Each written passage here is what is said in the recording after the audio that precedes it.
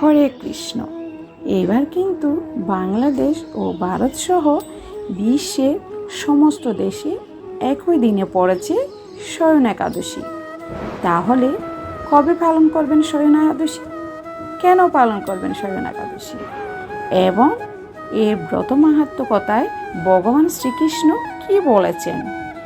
এছাড়াও বাংলাদেশ ও ভারতে পালনের সঠিক সময়সূচি কবে ও কখন, চলুন আজকের একাদশী সংবাদে সমস্ত কিছু জেনে নেওয়া যাক। আসছে 17 জুলাই রোজ বুধবার শয়ন একাদশী ব্রত।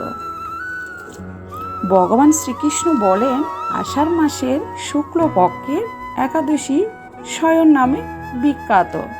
শ্রী ভগবান ঋষিকেশের জন্য এই ব্রত পালন করতে হয়।